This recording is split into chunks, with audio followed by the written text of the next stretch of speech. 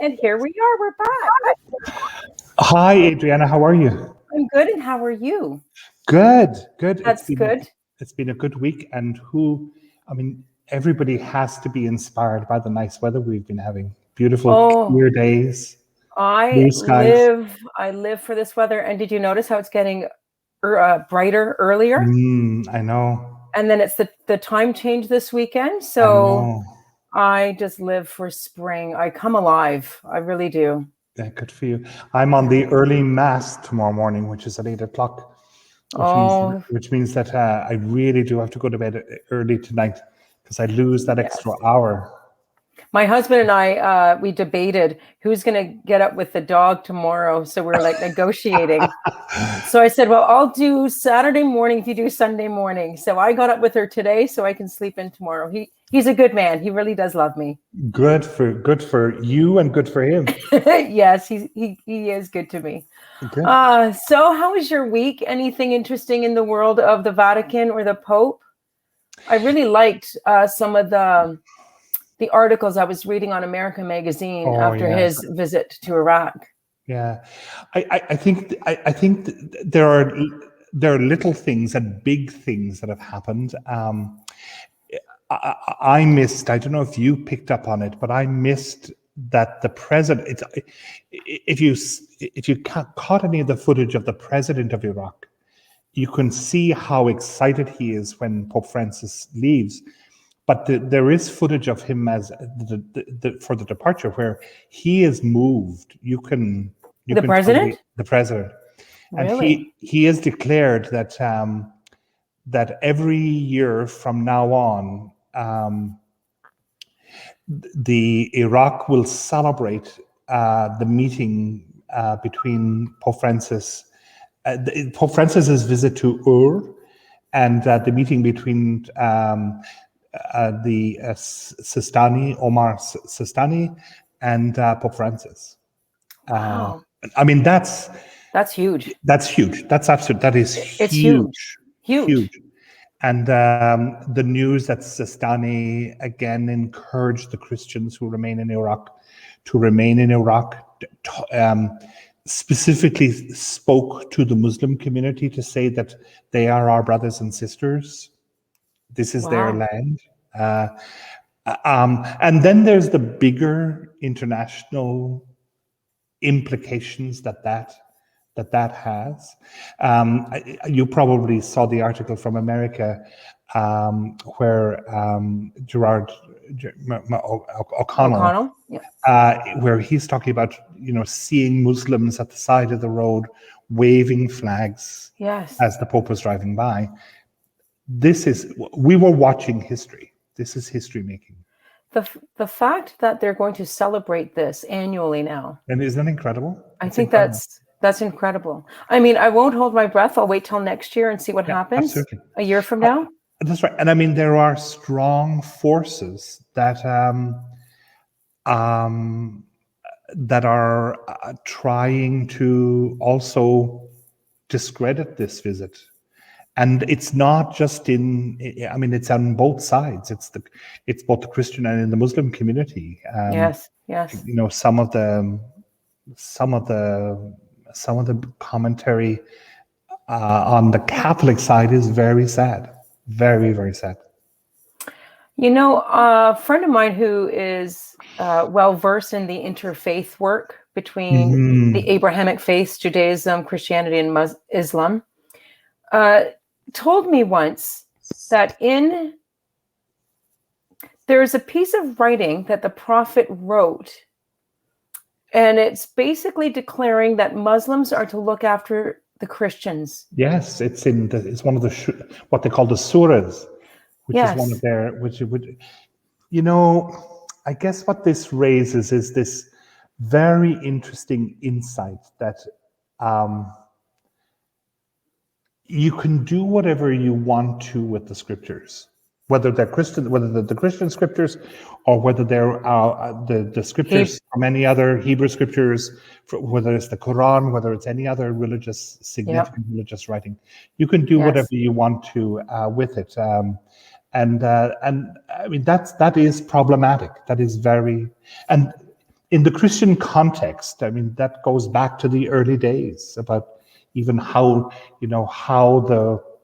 our New Testament, for example, is codified is it's an interesting example of how we select.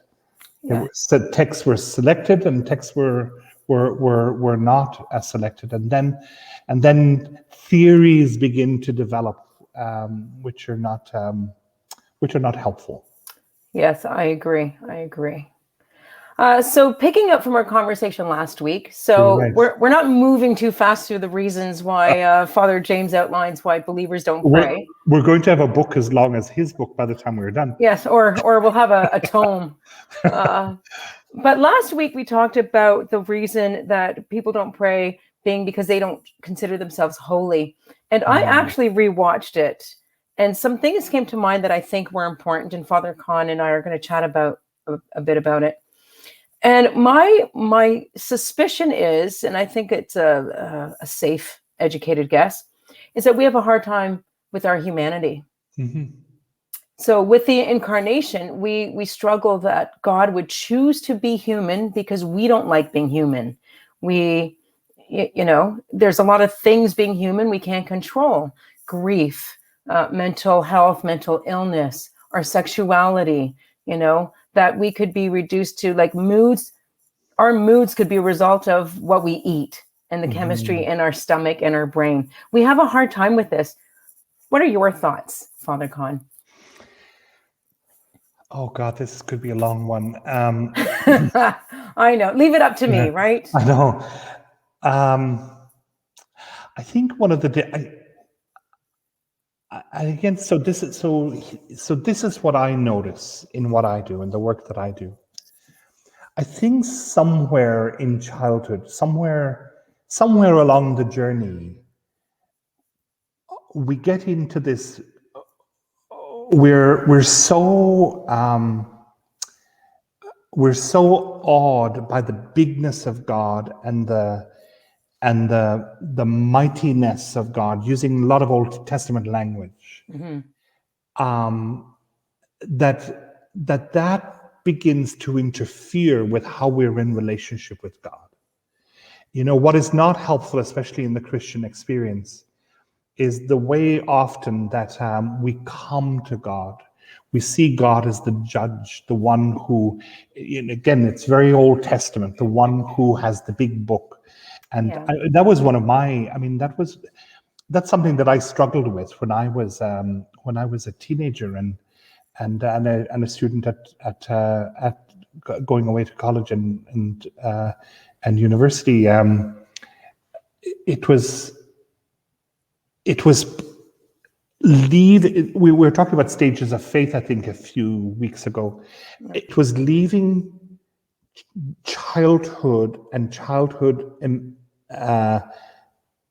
imagination behind us, and it was entering into this new adult relationship with God. And there again, I think one of the benefits that I think people will derive, especially from James Martin's book, is that he talks about faith, prayer, spirituality, our relationship with God as something which is always evolving. And that one of the things that we will have to do to have a healthy spirituality and a healthy prayer life is that we have to leave some of the images behind us. Dante is a wonderful poet. But many of the images, especially when people began to illustrate his poetry, the Inferno, Purgatorio, Paradiso, when they began to illustrate them, they became the predominant images that stayed in our mind, often of God and our relationship with God and the journey that we're on as human beings. And I think that one of the things that we have to do is we have to, if I'm 25, if I'm 15, if I'm 20, if I'm 25, if I'm 30, and my spirituality is shaped by an image of God as judge, I really, really do need to work on that.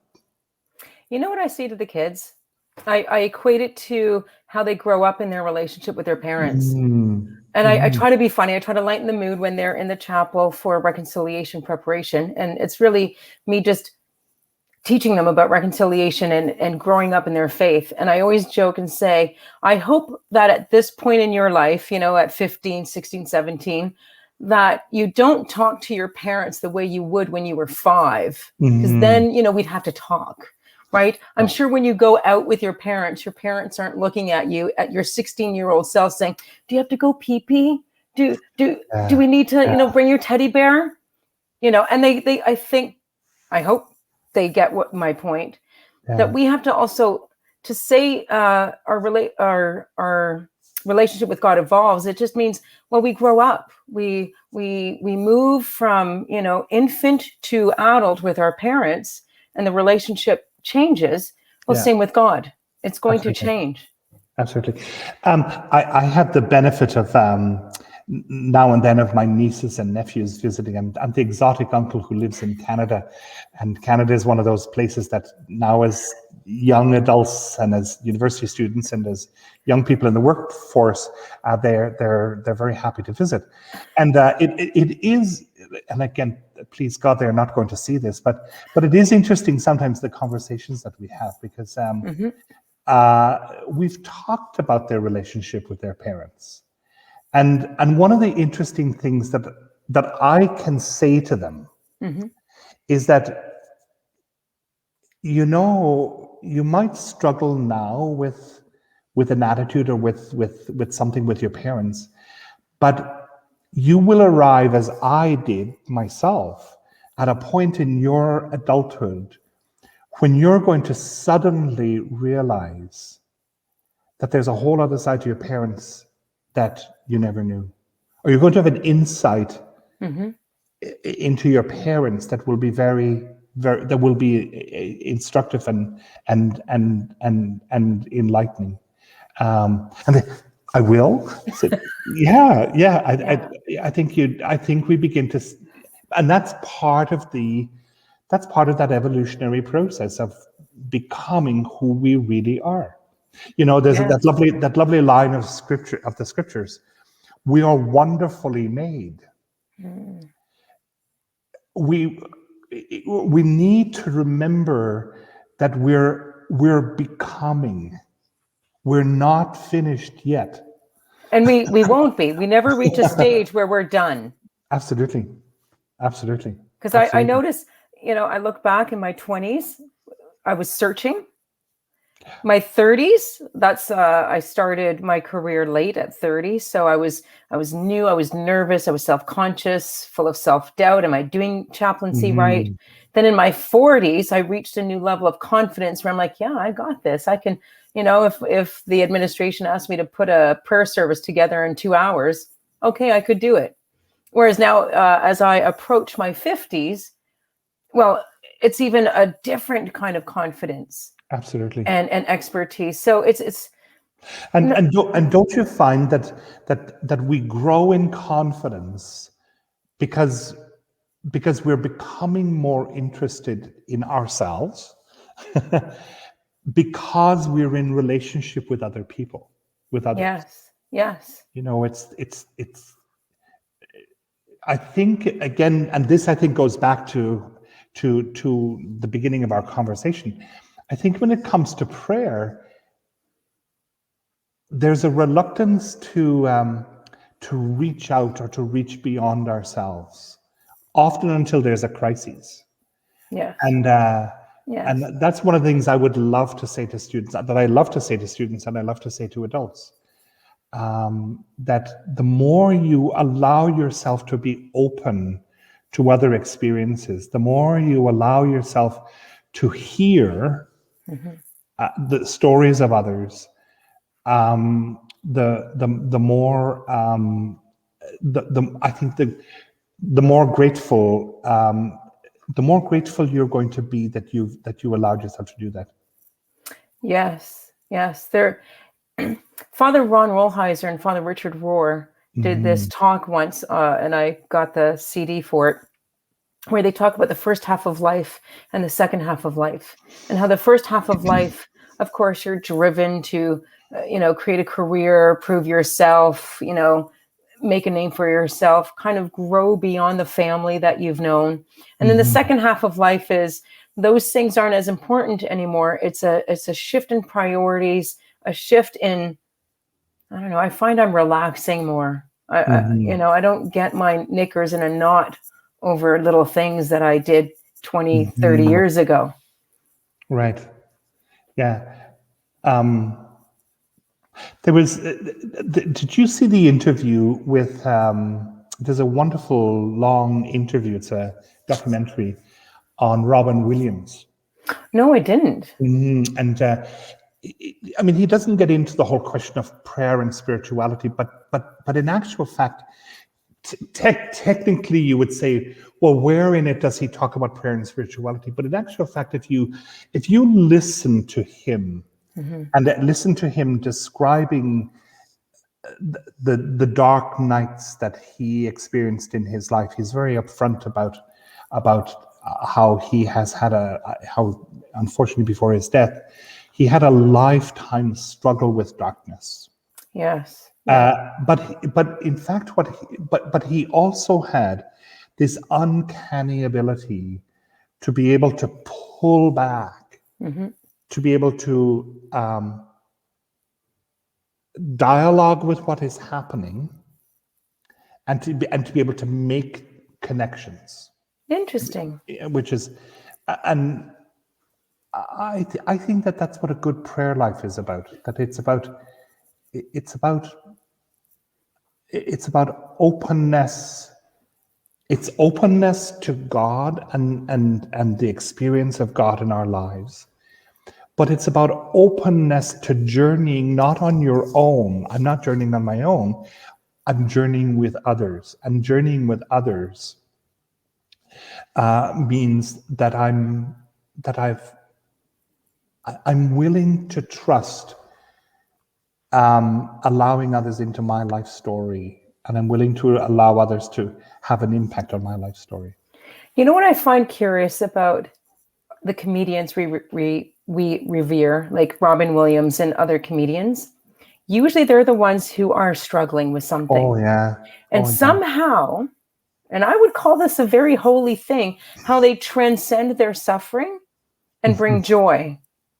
Because some of them can be the funniest people, and yet you wouldn't know. But there's, and I always think about, and this is what I say to the kids, what we learned from Jesus and Mary, when Mary ponders stuff in her heart, right? And when Jesus was born, she's being told some prophecies like a sword will pierce your heart as well. And then when Jesus goes through all that, I always say to the kids, if there's one thing you take from this, and you may not be religious at all, but what we learn from Mary and Jesus is they take, for lack of a better word, they take the crap of life, but they don't give back in kind.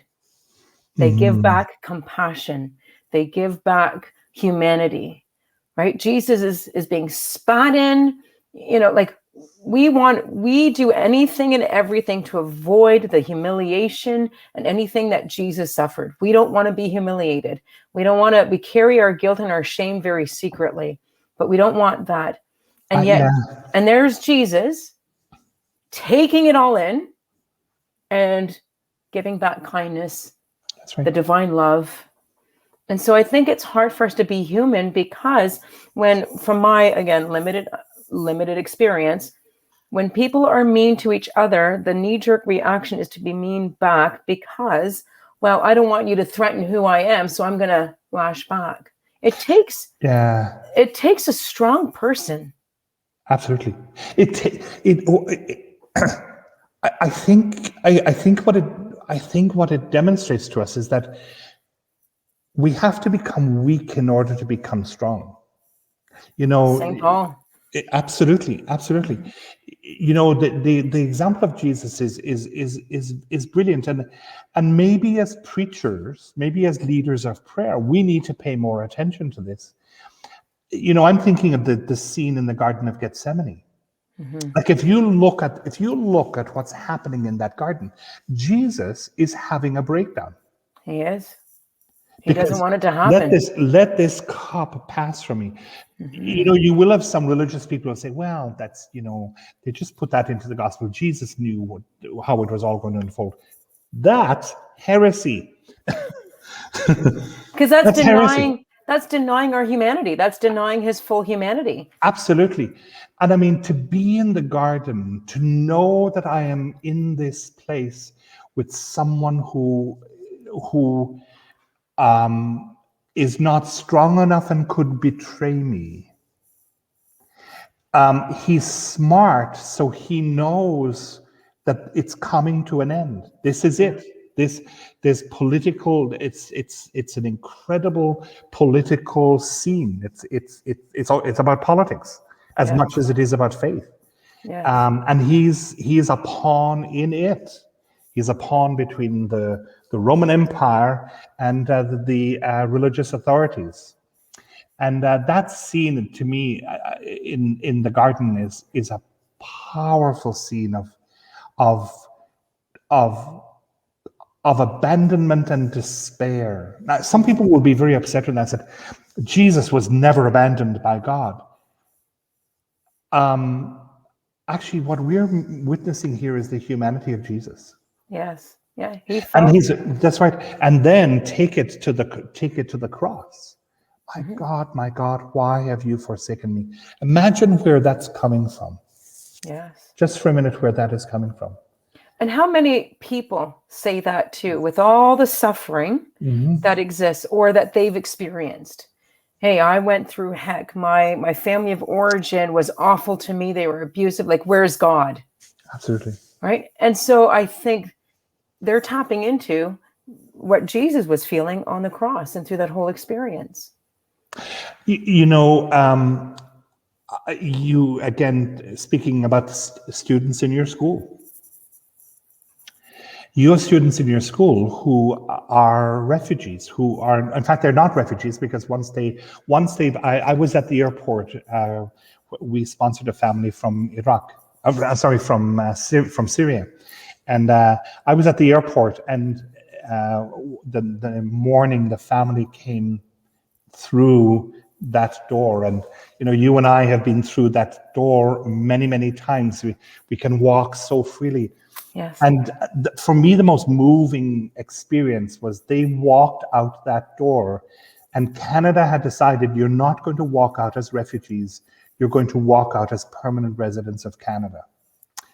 That's neither here nor there, but when you sit down and you hear the stories that many of these people have brought with them to Canada, you hear the despair. My God, why have you forsaken why me? have you forsaken me? Why? And you look at the faith that is so strong in their lives. One of the images from the Pope's visit to Iraq last Sunday after Mass, he met the father of little. Remember the boy in the photograph? Yes, the boy that was found on the shore. He had drowned. That's right, drowned. And one of the commentators said that they were moved to tears because here was a man who, in the eyes of the world, should hate and despair, but he is filled with love and generosity.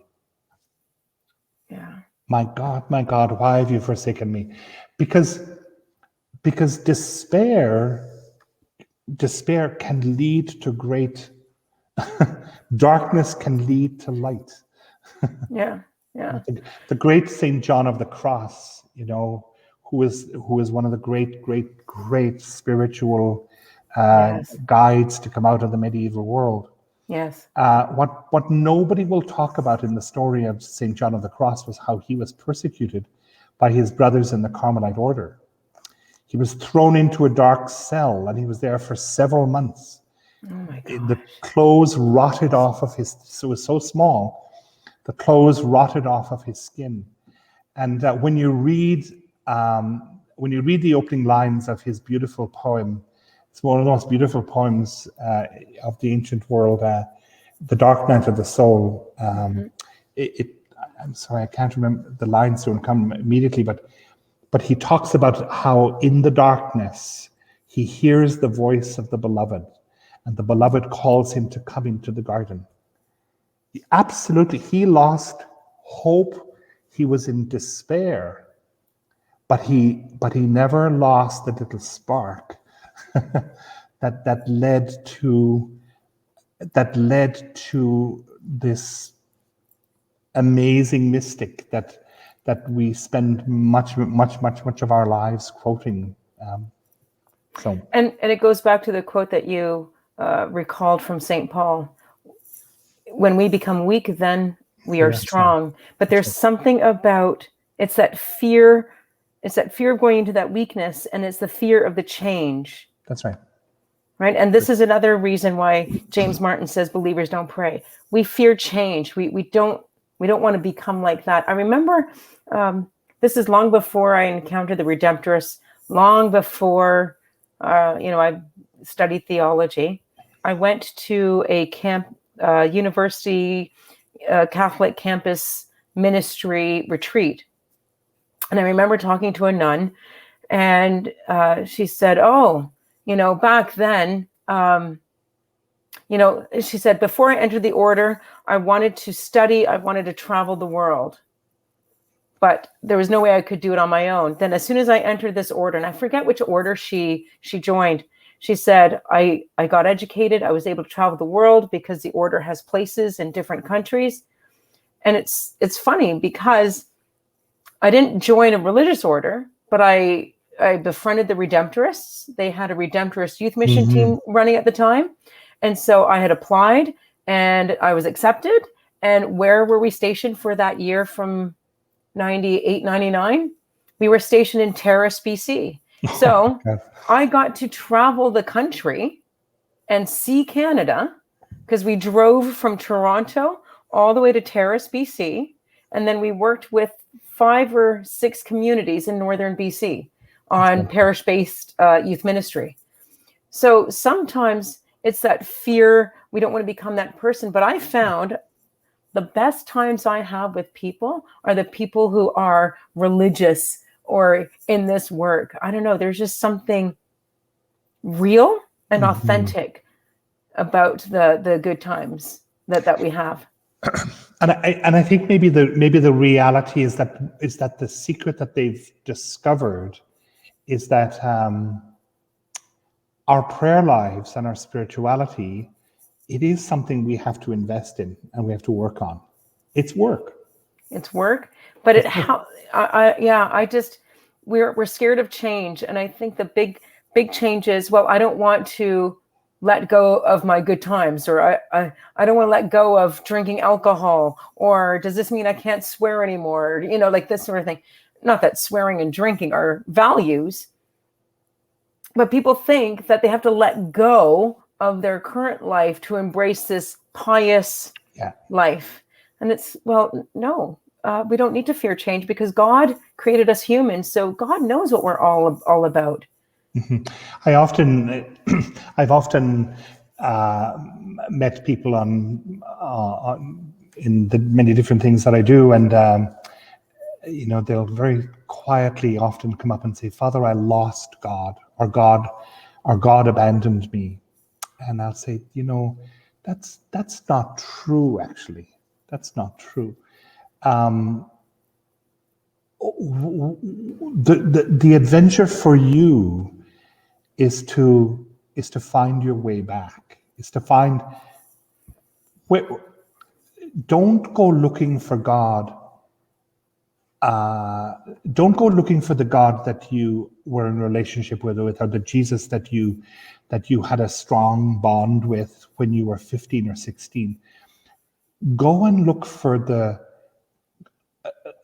Lord who is in his 20s or 30s or 40s or 50s, and you'll find him there. Because what satisfied us, there are many things that satisfy us from childhood, and there are many things we love to recreate. But you also realize that you can only spend a little bit of time with that. Mm-hmm. That again, you must come back to the here and now. You didn't lose God, and God didn't abandon you. God didn't lose you.